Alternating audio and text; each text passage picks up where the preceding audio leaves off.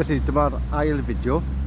Dwi wedi bod yn Uzhhorod nawr am boriau. Nes i mewn bore yma o Rwsia. Argraffiadau cynnar. Wel, mae'n le saff. Hynny yw, dwi'n teimlo'n saff fel petawn ni yma beth bynnag. Does dim deimlo bod rhywun yn lladrata a dim byd felly. A does dim teimlo arbennig bod Rhyfel yn agos iawn. Hynny yw, petawn ni ddim yn gwybod bydden ni'n callach. Dwi wedi gweld yw 2 neu 3 milwr ar hyd y strydoedd mawrion fan hyn, sydd yn rhan newydd un falle. Mae yna dipyn o bosteri gwasgarol. Mae yna faneri ar hyd y gwahanol lamppost faneri Wcráin wrth gwrs yn y swyddfa bost. A ni'n gweld bod nhw'n gwerthu bagiau, tot a crysau tŷ gyda'r neges ymfflamychol i Putin fynd i chwarae gyda'i nain. Ac mae rhai o'r siopau yn dangos lyfrau lliwio melyn a glas. Ond peta chi ddim callach, byddwch chi ddim yn gwybod bod Rhyfel yma o reidrwydd. Wrth gwrs, ges i notification ar y ffôn yn sôn bod yna rhyw falle larwm yn ei fod, ddim cweit yn deall y neges. Wrth gwrs, dwi'n rhan saffa o Wcráin yn llythrennol.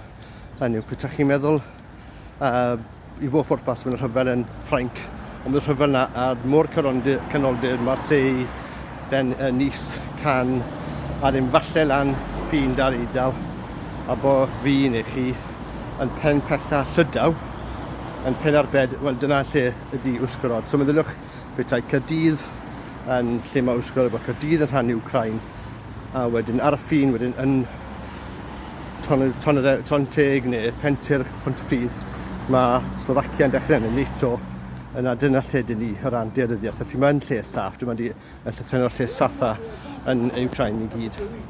Ond mae'r rhan newydd yma, mae da chi gweld yma fflatiau cwstrefa. Felly fflatiau 5 neu 6 llawr a adeladwyd gan y comunyddion yn y 50 a 60 dan y Crwstiaeth a so'r prindiau tai. A mae Crwstiaeth dweud mae eisiau'r fflat yma bod 5 neu 6 llawr uchder achos ddim eisiau cael lift wedyn am y safi aren. Felly pattern baw ydy'r term Almaeneg, dwi'n meddwl bydd y term Saesneg neu Cymraeg. Lle tai, mewn ffordd, mae darnau mawr, y stabio mawr i concrit, gael o'r at ei gilydd. Fel Lego fan bod i adeiladu'r fflatiau yma, felly hwnna'n godfyddiadol.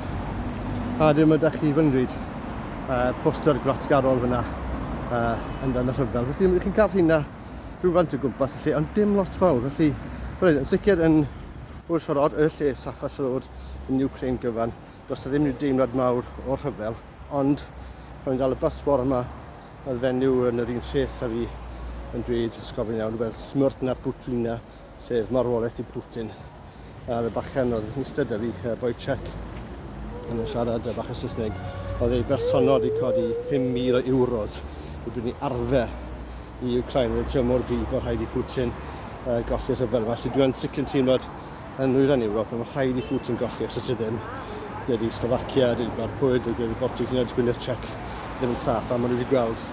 A gyd bach yma Czech, Gwynedd Czech, oedd yn teimlo'n union fel byddai 1968 yn teimlo. Felly hwn yn rhywbeth sy'n lot mwy personol i pobl Nwyran Ewrop, falle na bod ni yn gollewin. Dwi'n meddwl bod ni'n gollewin angen gwrando i hynny.